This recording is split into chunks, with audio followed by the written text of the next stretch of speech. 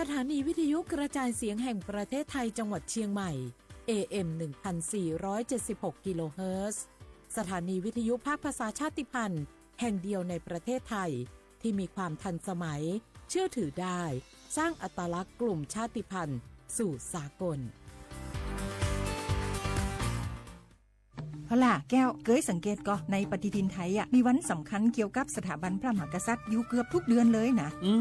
แต่ก็นี่แต่กะก็อย่างเช่นเดือนมกราคมวันที่17วันป่อขุนรามคำแหงวันที่18วันสมเด็จพระนเรศวรมหาราชส่วนเดือนมีนาคมวันที่31วันพระบาทสมเด็จพระนางเกล้าเจ้าอยู่หัว2เมษายนวันคล้ายวันพระราชสมภพกรมสมเด็จพระเทพราช6เมษายนวันจักรี4พฤษภาคมวันชัดมงคล3มิถุนายนวันเฉลิมพระชนมพรรษาสมเด็จพระนางเจ้าพระบรมราชินี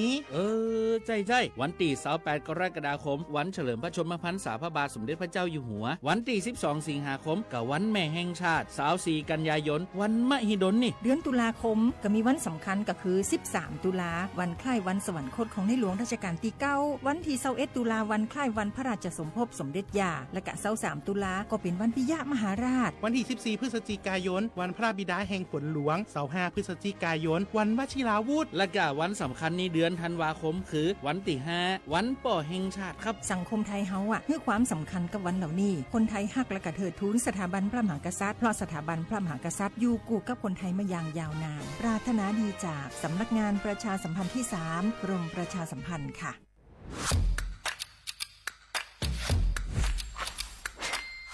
กลับมาแล้ววันนี้กับโครงการคนละครึ่ง plus รัฐออกครึ่งประชาชนออกครึ่งช่วยเศรษฐกิจไทยหมุนเวียนเติบโต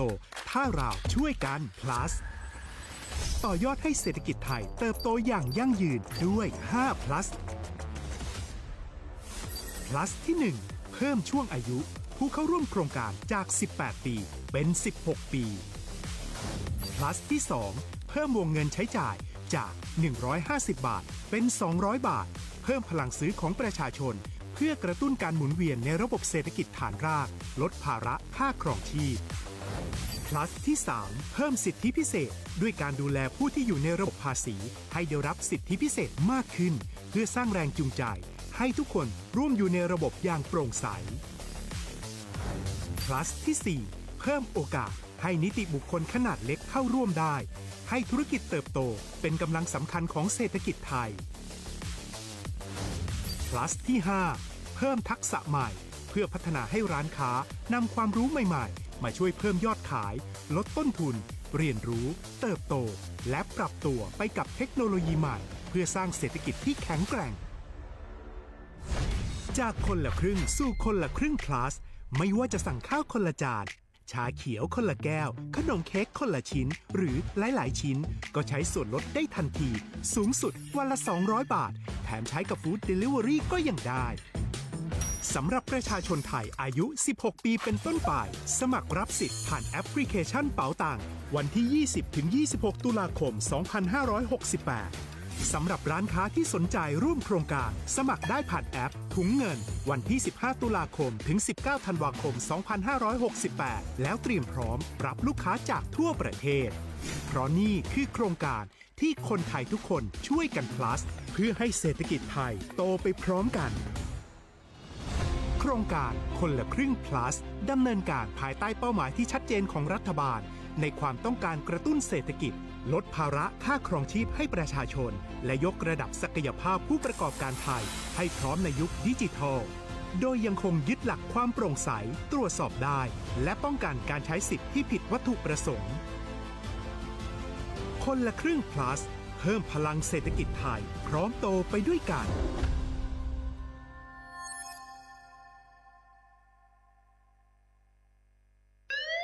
คุณผู้ฟังคะทุกวันนี้มิจฉาชีพมาในรูปแบบใหม่ๆมากมายที่เราอาจคาดไม่ถึงผมเนี่ยก็เคยโดนมิจฉาชีพโทรมาบอกว่าเป็นเพื่อนสนิทแล้วขอยืมเงินโชคดีนะที่เพื่อนคนนั้นอยู่ด้วยกันกับผมเลยรอดหนูก็เพิ่งโดนโทรมาบอกว่าเป็นตำรวจบอกว่าหนูมีคดีเกี่ยวข้องกับยาเสพติดแล้วก็ต้องโอนเงินไปเพื่อเคลียร์คดีโชคดีที่ตั้งสติแล้วก็ตรวจสอบก่อนไม่อย่างนั้นเงินเก็บหนูคงหายหมดแน่ๆเลยหากมีคนอ้างว่าเป็นเจ้าหน้าที่หรือให้โอนเงินอย่ารีบเชื่อต้องตรวจ วจสอบข้อมูลกับหน่วยงานโดยตรงห้ามโอนเงินหรือให้ข้อมูลส่วนตัวเด็ดขาดและอย่าลืมนะคะว่าถ้าหากพบข้อความหรือโทรศัพท์แปลกๆให้แจ้งเจ้าหน้าที่ที่สายด่วน191หรือ1599เพื่อช่วยกันป้องกันและหยุดยั้งมิจฉาชีพค่ะร่วมด้วยช่วยกันเฝ้าระวังภัยรู้ทันมิจฉาชีพเพื่อความปลอดภัยของทุกคนด้วยความปรารถนาดีจากสำนักงานประชาสัมพันธ์ที่ 3 กรมประชาสัมพันธ์เส้นทางสายหมอกที่สวยที่สุดในเมืองแพร่กำลังรอทุกคนไปวิ่งด้วยกันครับทุกก้าวของคุณคือพลังของลมหายใจชวนเพื่อนชวนครอบครัวมาวิ่งฝ่าสายหมอกเพื่อโรงพยาบาลแพร่ในวันอาทิตย์ที่ 7 ธันวาคม 2568 บริเวณลานกิจกรรมหลังวัดพระธาตุช่อแฮมาร่วมกันส่งต่อพลังแห่งความดีเพราะทุกก้าวของคุณช่วยต่อชีวิตให้กับผู้ป่วยในโรงพยาบาลแพร่สมัครได้เลยวันนี้แล้วไปวิ่งด้วยกันในวันอาทิตย์ที่ 7 ธันวาคม 2568 พบกันบริเวณลานกิจกรรมหลังวัดพระธาตุช่อแฮนะครับ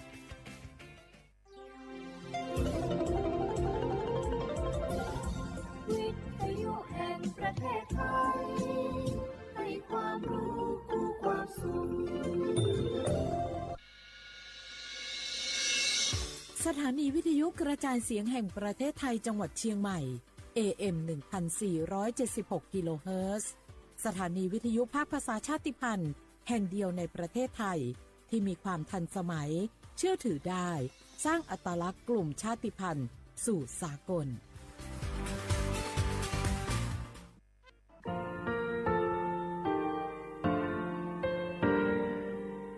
งาคือมีติปิเพกาวิชแลงาคือติกาติชื่อแลติเลเพกาวิมาเฮยาค่างาคือชอยาออโตโคโลกาติเชวิออเคอคาติพาคาชูโยอาชูโยวิโยกาคาเดติเลอติเกกาผุติลาวิทปาโตงาคือชอยาอาสติกาวิโยงาคือออโตโคโลออเคอคากาติเชวิเวอีเวมาโกติยาลิเลทอกาอายีเวคาชเวเพวิโยอลากัวงาคือออตุคอลูออคือคากาติยายามาเตียลาวิโลโกงาคือชอยาทอกาอาสติมากาวิคาชูงาคือมีติปิเพกาวิเจแลงาคือติมูติฉติเพเลอติกาลิเลอาชูโยเวอเวปุตาเวกันติภาคาเซติเกคาเดกากาติเชวิทัปาโตงาคือมีติปิฉกิเพลากาวิโย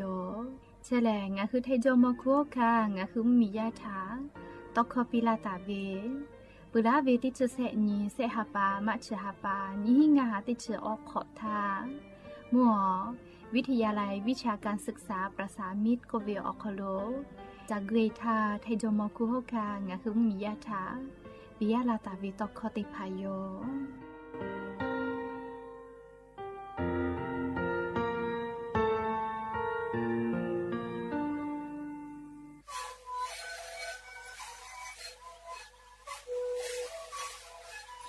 นี่คือมันคือยาแก้เชื้อเวออกข้อเชื้อและหัวข้อต่อตัวออกตีจังหวะที่ไหน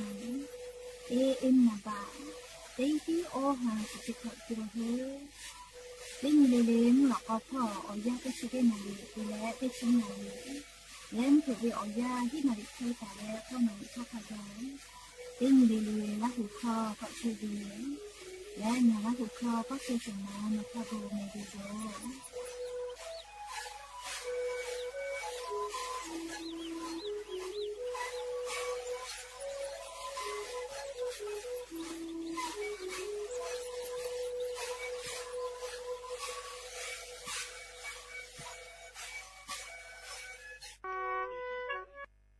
งาคือ10 บาททองเยเชเวชอติผาโนคือนาเชเยออติติผาจึปากาวิโลโก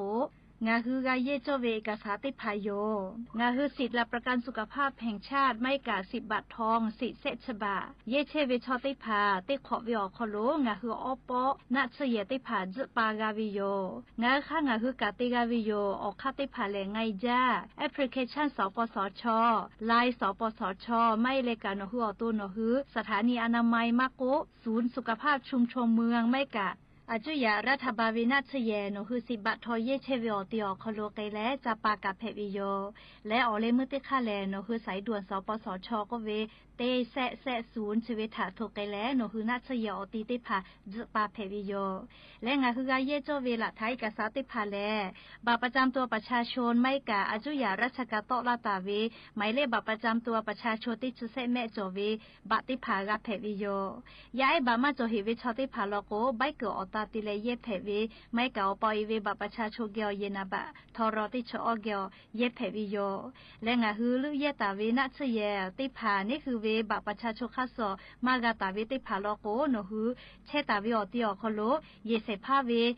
ละโลลาตาวิลิมาให้กาค่าคอลอคอโลละโลลาตาวิค่าเซไม่กาโนวิปอลิเมลีละโลลาตาวิลิมาติพายเยเพวิโยไม่เลกาโนคือเยงาเชียวิโลโกเยงาเชียวิใบเสเยงาเชผู้เปียวิติพาอีกาผู้มีผู้เปียวิใบเสติพาอตาติเลละท้าติพายเยเพวิโย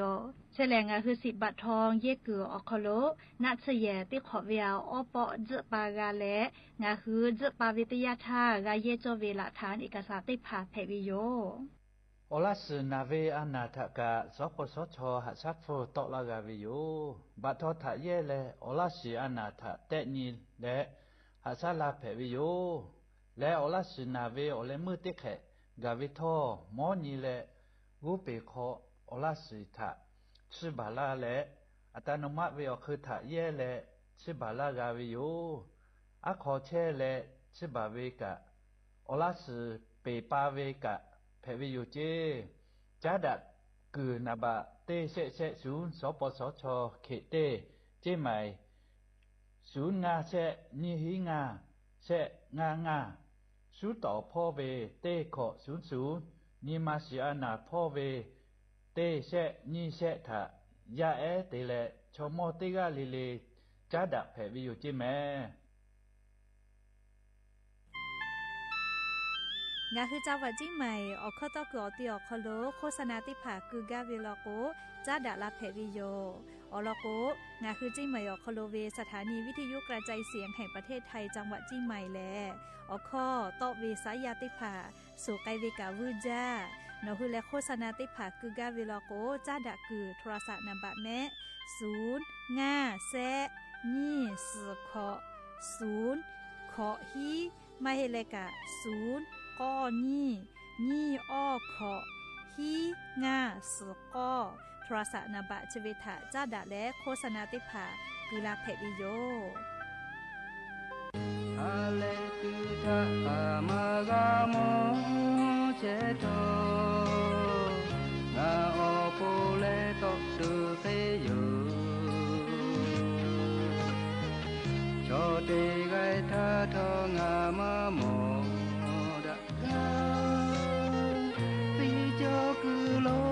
ไกกะจาบรดูผู้ชีเตไปทอมาโจโมเจทอปีดีจะไปเปิดกาลาปาโอโจเบลาปาโอโจมาโมเม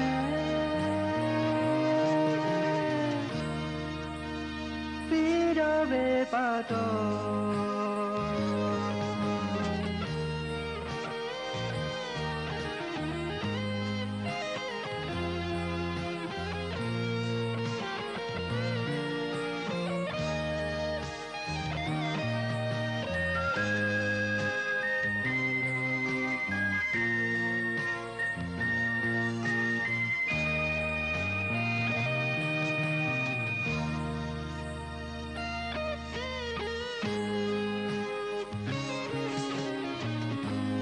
ทักปาดงาเบโจเจโจพาเนฟูกาลูเวไลโปจีกะโจโลโฮโอนาโอโจกุโตโอโจตาเตปุโอเจโลมิยากุเยนิมาชิโคโลโทโมนาโคป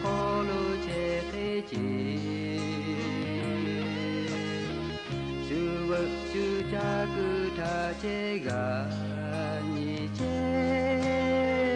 조페베베 보자 제메 모두두 부시 베바토 마조 모제토 비디 자카이퍼 갈라파 오초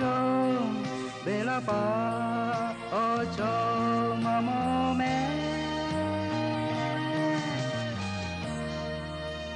피도 베바토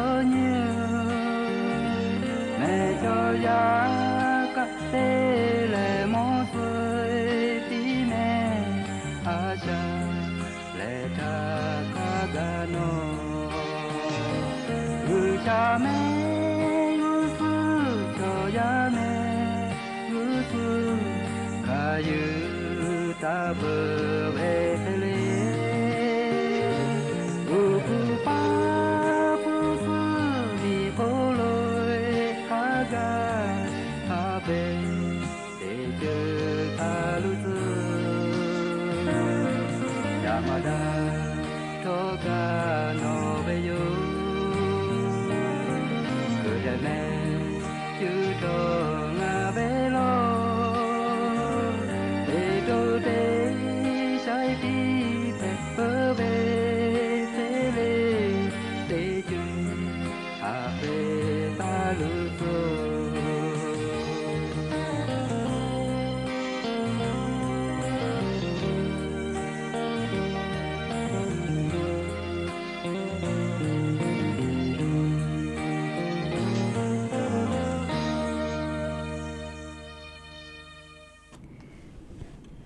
อบูดาเจวิโยยะนิมละก็ติปอทอกาดาจาเวียญอยาเชอคลงะคือติปอกกะมีลาแล้วจุปะหุปะลุเชตาวิงะคือราหุยาติภาเกอไรกาอบูดาเจ้าคลงะคือติแกกะผู้กะโมดะและอคอกะกอกะดะกิเชวิทัปปะตออลอเปติกะลิเลทะตะอุยอยาเวียคลละเซจาเลอไรกาอบูดาจาก็เวียคลหะอยู่ลาวิโยแม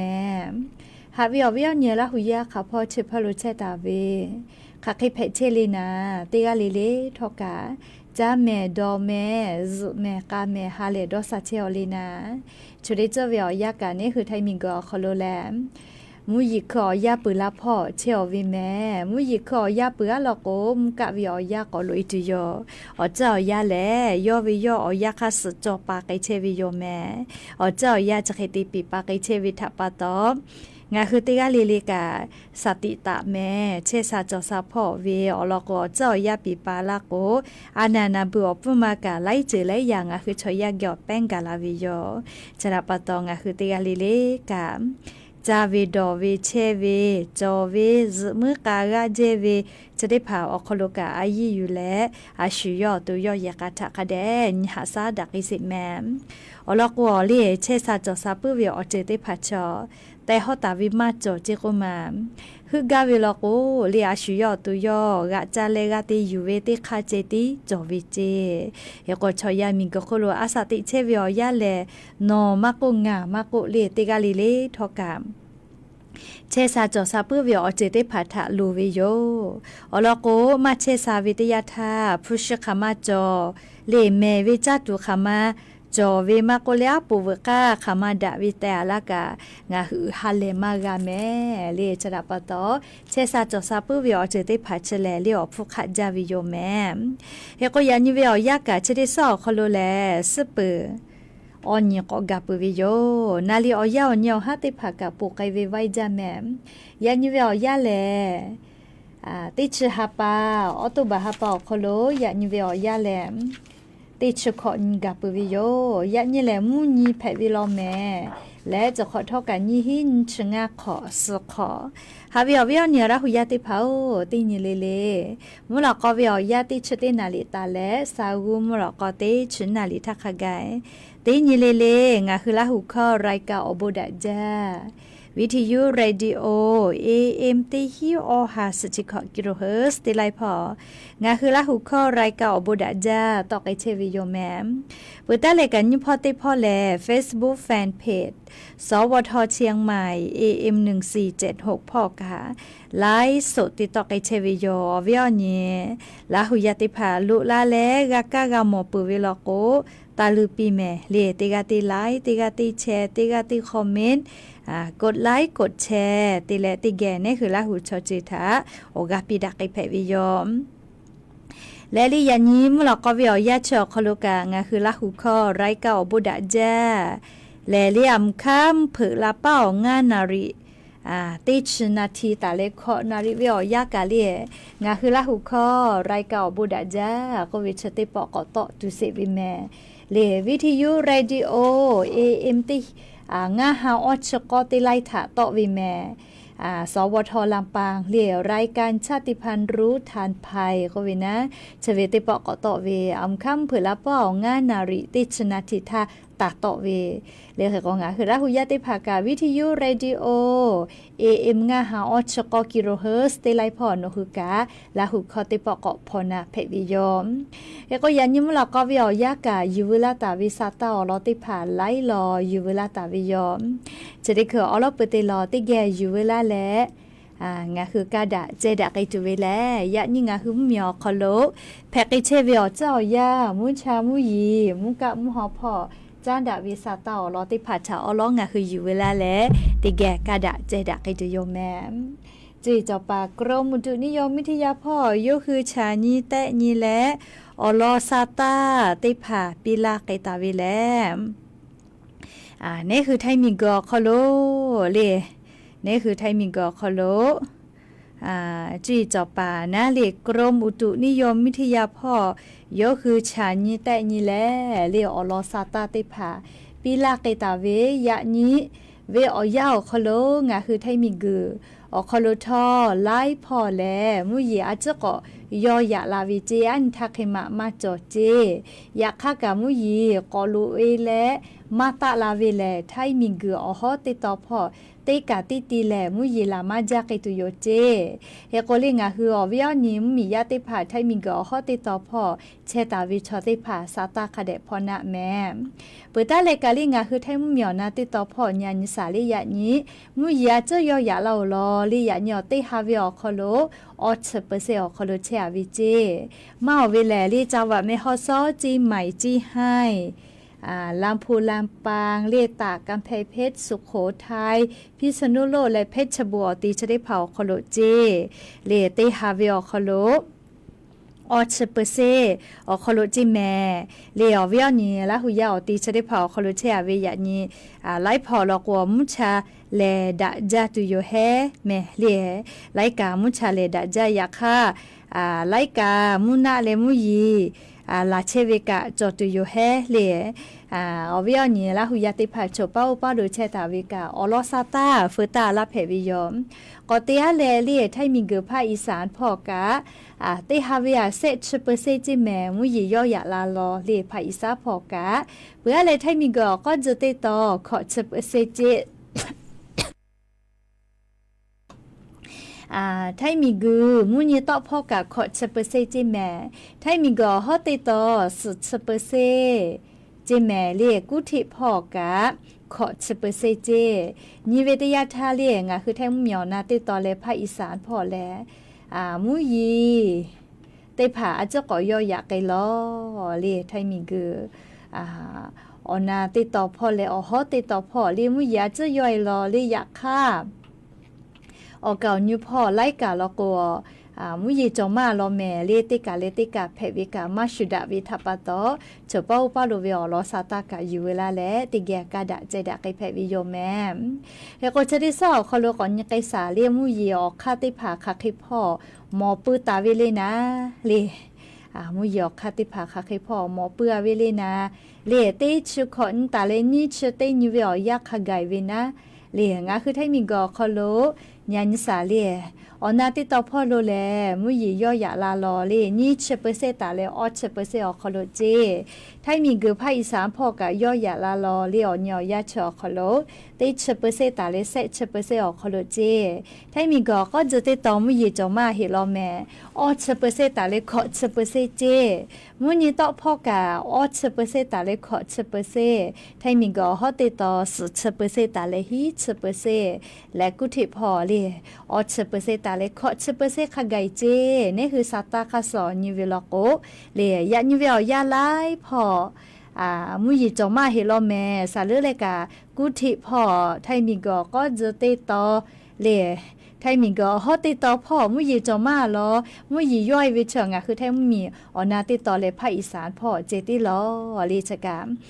จี้จอปากรมอุตุนิยมวิทยาพ่ออยู่คือฉันแต่นี่แล้วปีลาไกตาวิซาตาอลอติผาอยู่เวลาแลงคืออวิยนี้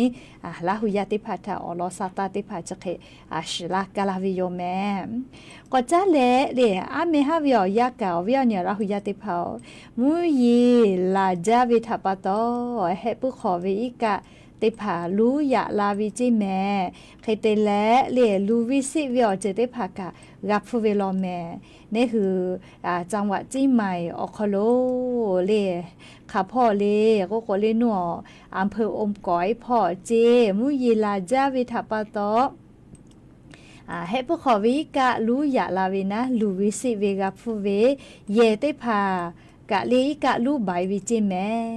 เลียโลละจะละฮาวิอเจจะได้ผากุกะเพลาวิทยาทาก็ตูจอวิโย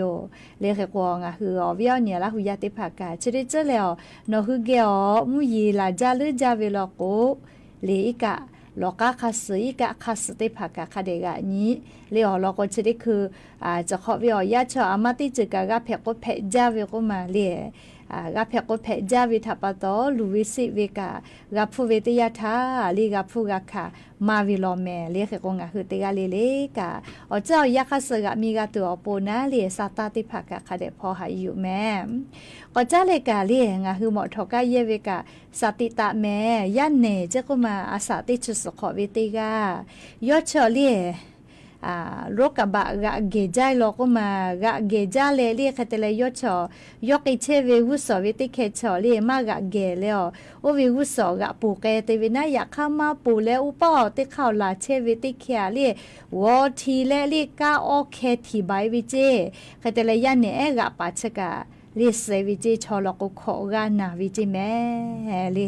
อะโลยาเนยาอยู่ติผาหมอทอกากะจเวลโกยาไอยาเนเลลิโยหือ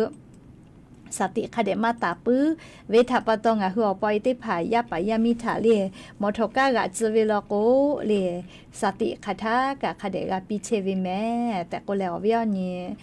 ลาหุยาติผาทาเพเชเวอลอซาตาติผากะอยู่เวลาและจะเกชลาวิโยแม่และยานี้ติชุขอนี้ติชาปาเลมีกุชติสอโคโลจาตุดอตูเวออนเพวิเจยานี้แลเลวันอาหารโลกโควิจิแม่เลงะคือมิงโกโคโลเลองค์การอาหารและเกษตรแห่งสหประชาชาติ FAO อโมติผาตากอตาวิเจอลอโกชอยาอาสติเชวิอยาโอโคโลแลจาตุดอตูมาจโกมาเพเลคเตแลงะคือชอยาติกาลิลิกาจาตุดอตูพ่ออายิคเดเตแลมือเจกะเจวิชอติผาถาลินิมอเลกาดะเกกาตูอโปดอลอเลเลองค์การอาหารและเกษตรแห่งสหประชาชาติอโมอโคโลยะนี้ติชุขอนี้ติชหาปาอโคโลแลจาตุดอตูเวออนี้แต่ก็แลแต่ตาวิเจเลอเวียเนี่ยละหุยาติเผาจาตุดอตูกว่าละโกอามาโจเลเฮก็ยะญอนะเลติชุขอนี้ติชหาปาจาตุดอตูออนเพวิทัปตองะคือจาตุชวินชยามาจาโจวิชอจอลาเลหนูจาโจวิอามาจอลินางะกุมาลาเลอลอติยาเลเลนอกขยีเจคือสนี้จาโจลาอะเพจาโจลาวะจากอบีจาโจลาเลโอเวียอเซจาโจลาเลกะเสมะกวะเสติผานะเลทุเรียนจาโจลาเลกาแฟดอโจลาผู้ชูฟูจาโจลาวะมาฟูจาโจลากะปิจาโจลาแครอทจาโจลาเลนอกแค่จาโจลินะนอกแค่สติเลก็เมจาก็มาเลเลงาดอเวจาตุดอตุจะได้ผ่าเลงาคือไทยมิงก็คอโลฟูกะมาคะจาเฮโกไลเยก็คอโลกะผู้ชูฟูมาโกนอกแค่ติผ่ามาโกเลวะจาวะผาเลวจ้าวผัดติผาทกะลายเยกเอาคโลจาเชตุโยให้แม่เลอลอกจาตุจะได้ผ่าแลงาคือไทยมิงก็คโลตีกาเวเลมือตาวาตาวิจอเวอาภิคือสนิสุกุกะซอยเลจะได้ผ่างาคือลาหุยะจึจาเวจาตุเพวิโยเลเขก็ยะนิกะจาตุดอตุออนเพวิเจเลมิงก็จะได้สอคโลเฮก็จะได้คือเวอยาเลงาคือมือจาวาจาเชเวชอติผาดอหาดอคิจาวิเมเลอะโทมาอลอเลก็มือตาวาตาวิอฟุมาจอเวเลอลอกปุลาตาวิจะขอวิอยาเลสมือพวยมาจอสามาพวยมาจอจาสพวยมาจอเจจาสจักคัชเลชอยาวิอาสาแม่เลติมิเตปาชอเลชอยาอาสาฮูปาเพเวกุมาเลชดาปตอจาสพุติภากาลิอฟุมาจอละกมือจาวาจาปาอโมติพัทะคือจาวินะเลเขกวยานิกาเลจาตุดอตุเวออนเพวิทัปตอมีกติปากานากาวิอโคโลจาตุดอตุเวทาอฟุคเดไตลาและมิงกุชอยาเลมือจาวาจาปากาคเดมือจาวาจากาและจาตุดอตุเตผาคเดติโตลากาตุอโปเลอฟุเตผาคเดไตปีจอวิโยเลเขกงะฮือวิจาปะชอติภากะดาวิจาตุเมวิจาตุติภากาวิจาวิแม่เลชกะยะญอเลจาตุดอตุวิอนีก็เวทปะตออยู่เวลาแล้ววิอนีละหุยติภาทาอลอซาตาติภาจะเขกาลาวิโยก็จะเลโครงการสิทธิ์คนละครึ่ง plus ก็วิอลอนาสิแม่เลียอันทาอลอปตินเพวิโยเลงาคือไทยมิโกคอโลมอฮอเกิดสายเตพา โครงการเล่คนละครึ่ง plus ก็วิชาคโลมอฮอกาเพตัวโปอเมกจวินะอันวิอยาวคโลอลอปตินเพวิโยปะฮักขจอยจอลอเล่ติผาลอกวนะเล่ผู้กุปีถุงเงินก็เวมาหมอวิเจเฮก็ค่าเฉินนี่ค่าผัวเวลาก็มาเวียเนี่ยละหุยาติเผาปุราชาเล่โครงการคนละครึ่งอคโลมอฮอป่ามอฮอมาติผาเล่ป้อแล้วมอฮอจอวิติผาลอโกอสกอสมาตุมาโลเจเนาะคือแอปเป๋าตังอคโลรวยและลิถุงเงินก็เวติมาฝันเจแล้วกะเตค่าโลนี่แหละเล่อเมคือไกแพวิเจเล่ชดิปอเวอคโลกางาวิสัยนอวิสัยกะเล่ติปอคนละครึ่ง plus จอคโลมอกอฮวาก็แล้วเมคือแพวิเจยาค่าเล่สายอสติผาลอโกนะโนคือเล่เว็บไซต์คนละครึ่ง plus.com ก็ไปเจาะคโลใบสมัครติพาอยู่ต่อเวลาเลกาบุโซวิเจจะได้คือโนคือเลติมากาเวลโกธนาคารกรุงไทยอคโลเจ้าหน้าที่ติพาลีเมือเลกากาลาเชลจิแม่ลีจ้าได้เล่ยกชกานะลีงาคืออเวียนี่มอฮอเชวิสัยติพาโครงการคนละครึ่ง plus อคโลโนคือลุลาและมอฮอลาเวลโกโนคือกามอคาจอยโฮกามาตุโยเลอลโก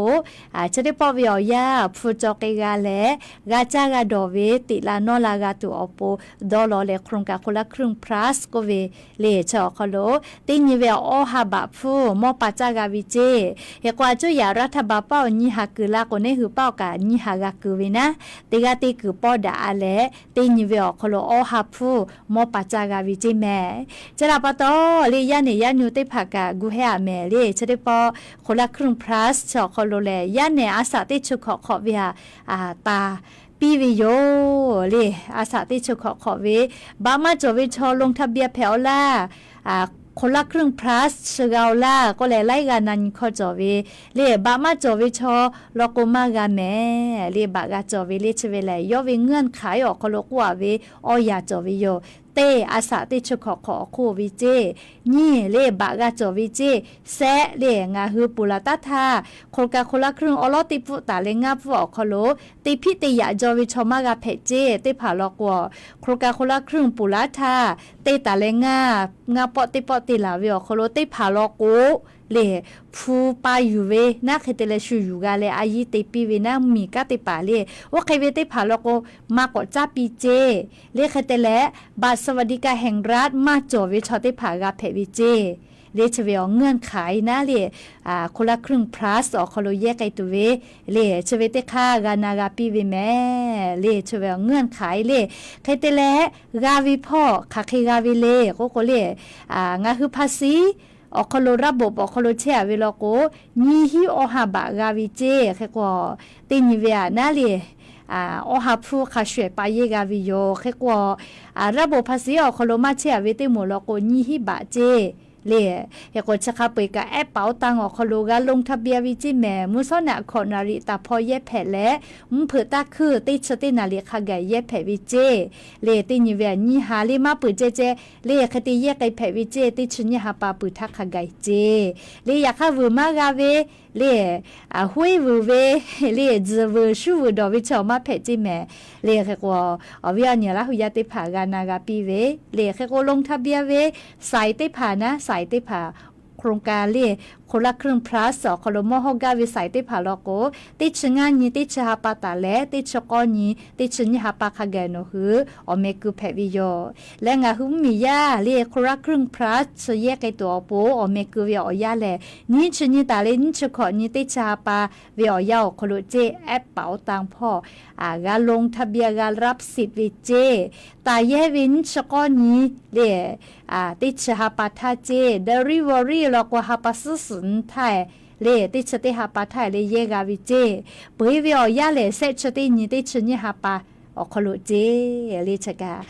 งาคือโครงการเลสิทธิ์คนละครึ่ง plus ก็วิอคโลเลงาคือกาสตาจอวิอเจได้ผ่านนะเลชกาอยู่เวลาเลงาคือวิอนี้ลาหุยาติผ่าทะทูลาวิโยแม่เลชกาโครงการคนละครึ่ง plus เลชติปออาจุยารัฐบาลกอลาเลติปอกอตีลาวิเฉลปูลาวิอาเกเลงาปูเคดาวิเจเลดาวิพ่องาปูเคกอกาวิเจ ใครเตเลชุดิคือลิงอ่ะคือมียาบาโคโจติหมัวโคโลบาสวัสดิการแห่งรัฐมากาวิติภาเตเลกาเลโทรศัพท์มือถือมาจอเวเลชุดิหมูทาคนละครึ่ง plus ชติภาลิค่ะใครเตปีไกตุเวชุดิคืออาจุยารัฐบาลปะหะชติภาโยคือกะหาอยู่เปอร์ก็ออกคากุลาตุโยเจเลติมวยกะมากะบาตุเลออกขอนอมากะเจียจตัวอปูนะเลก็โครงการคนละครึ่ง plus สอคโลบาโคโจมาจอวิติมูและเลโทรศัพท์มือถือมาจอวิชติภาทะค่ะใครเตปีตุเวเชเลมามอมลกว่าอาจุยารัฐบาลโยคือปะหะงะคือมียากยอจอเชวิอลอกะกะเปเวทะปะตอออกค่าจาเลค่ะเคกอติปีลาไกตุเวชได้ผ่าถาซาตาลอนาตะแม่แต่ก็แลเลยอเวียวเนี่ยละหุยาติผ่าถาเลยโครงการคนละครึ่ง plus พอจ้าดาวิออลอกะอยู่เวลาเลจะเกชลากาลาวิโยแม่ก็จ้าเลจะได้รอก็เกษาเลยอเวียวเนี่ยละหุยาติเผาเชษาจอสาพอเวียจะไกสาลีจุดิคือเวียยาสติตะจิแม่ละหุยาติเผาอัทุมาลาเลก็โคเลจืเยลัวนากาที่แป้นดาวิเจกุมาจะขอเวียยาแหล่เลปุลาตาเวียยางาขอเวียยาคโลแลจะขอเคตอตอเลจืเยลัวนาแผ่เวนาวิชติภาจะมาอ้าหมดจิแม่จะขอแลเลจืเยลัวนาแป้นดาแลนาวิมาจาวิติขอแผ่เวลอเจเลเคก็จะขอป้าเตฮาปาจันวรีฮาปาเตเวลาเลติชาปอคโลนาวิชอลิขอเซสมือฮีออฮาเซชเซกาเกาเจกุมาปุโธจาวิติขอลอแม่เลจะเยลัวนาเพเวจะขอป้าปุลาวิงาขอวิอยาเกมาจาวิติขอเพวิเจจะเยลัวนาเตนาเวเลเคก็ขอเซกาพะเกาเจกุมาขอมาปุหิแม่เลจะขอป้าเลขอเซกาพะเกาเจอลากากะไกลาตุนามาโซเลเอกอสาติตาโจเวเลจะเยลัวนาชกอตูจอวิชอกะโซเจกุมาคามาเกาเลก็เลสุชงากะเกาเจจะขอป้าจะเยลัวนาเพเลเซเวโอ้จาวิติขอแม่เลจะเยลัวนาเป็นดามาจาวิติขอเพวิลอแม่เลมาเวจะเยลัวนาเพเลเซวิติหมูชอเลชอมอเลชอมอชอแกอาสาเลขอชขออคู่วิติหมูและเลอตุคอโลอันนาจอเวติผาเพวิลอเจอเวียเนี่ยละหุยาติเผาอตุคอโลอันนาจอวิชอมอติผาเพวิลอจิแม่เลก็ชอมอชอแกจอวิยากาติผาคาเดหะซาปิแม่เลสลอลอเวอันนาลอลิมาสวิมาหิแม่เลจเยลัวอันนาชกะเฮก็กอนิสาลียาเออาสางาขอตาแล้วก็ขอคโลเวติหมูเกลชดิคือกอเพมาจาเวRSV อันนาก็เวเลชอชผู้เวลอนาเวแพวิแม่เลยออกมา RSV ก็วิเจมาเวยาไอด้วยติผาเกี่ยวแพมาเวเลขกว่าจะขอป้อยาไอนาเวเลนี่มืองาฮิเตหาเลสุดจะขอกาเกาเจและเล RSV อันนาจะแพและยาเอสเซวิกาเซกาเกาเจก็มาใครแต่และ RSV อันนาแพวิเชเลมาเวยาไออาสางาขอหอวิติหมูเจชวาเกนามาจาเวเลขก็ยาปายามีไอจอวิยากาเตพาเลสติตาและคาเดมีหาสะแม่ดาเกตุเวอเจเตพากะคาเดเตปิเลยาปายามีไอเตพาทากาหรือเลยกานาลาโกลาวิทยาทาลีนี่คือคันนี้คืออปออิโมติตาติแม่ลีนัชยอคาเดสเกเลจาเตอินปีเลชบุชออันนาเปจาวิทัปตอคาวิติอันนามาโซนะเลคือกงาคืออปออิติพายาปายามีนาเวลกุกานาชวืตอวืตอเลอคติแพมาแพแม่ลิชบุอันนาเปจาวิทัปตอสติตากาตัวอปอลอสาตาชดิภากาอยู่เวลาเลองาคือลาหุยาติพัทเกามาลาวิโยอวิยเนี่ยลาหุยาติเผา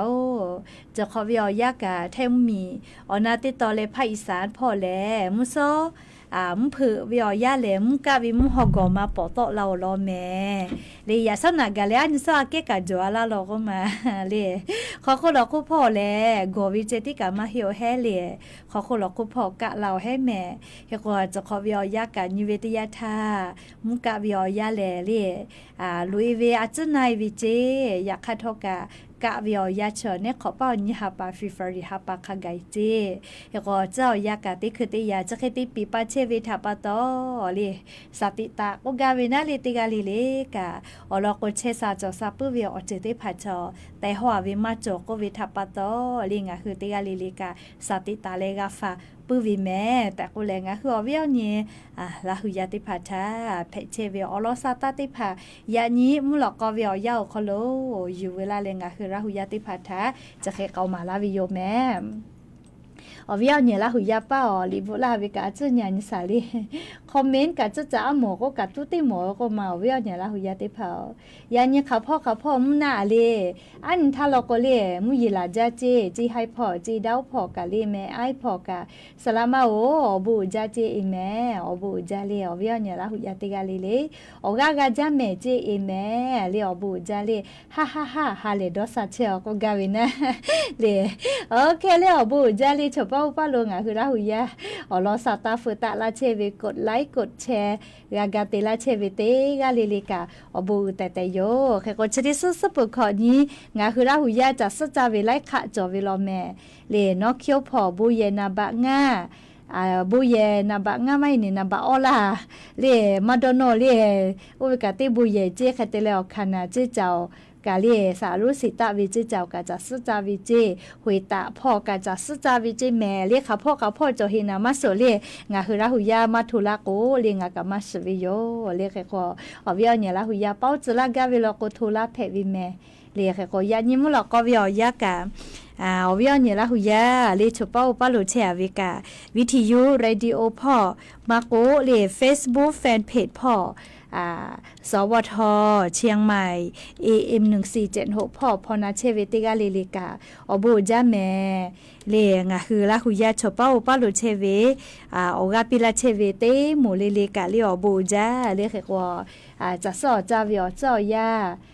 กาลาวิทาปะโตเลจะสจาวิทาจาดาเวเลลิคอติภาพอลาตุโยแม่เขกว่างาคือละหุยาเลชเป้าปาโลกางาคือลาหุยาลิเฉปออุปโลกานะลิอลอซาตาฟุลาวิกาอบูจาลิแค่กว่าลิคอสติปุลิบูนะละกวิติปุทะพอลาติโยติกาลิลิอบูจาแม่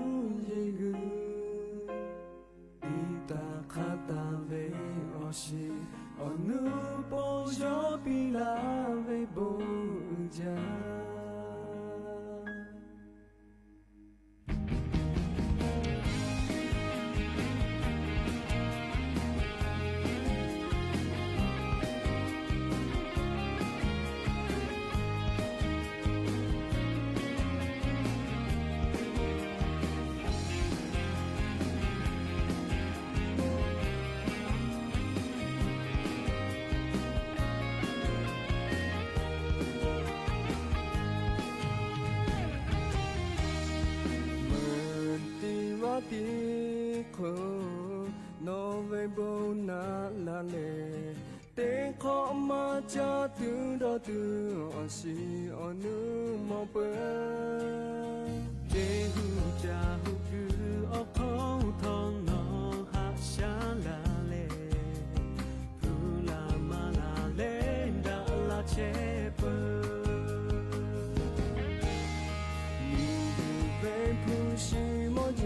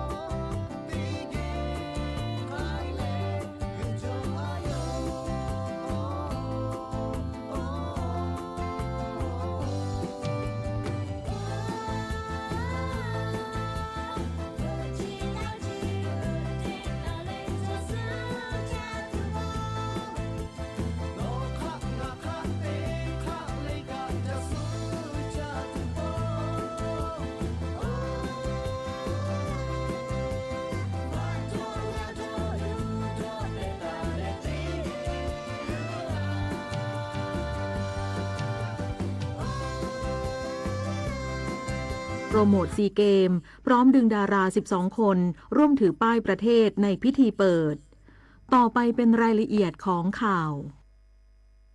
นายกรัฐมนตรีเยือนสาธารณรัฐประชาธิปไตยประชาชนลาวอย่างเป็นทางการกระชับความร่วมมือรอบด้านเพิ่มมูลค่าทางเศรษฐกิจและปราบแก๊งสแกมเมอร์ต่อเนื่อง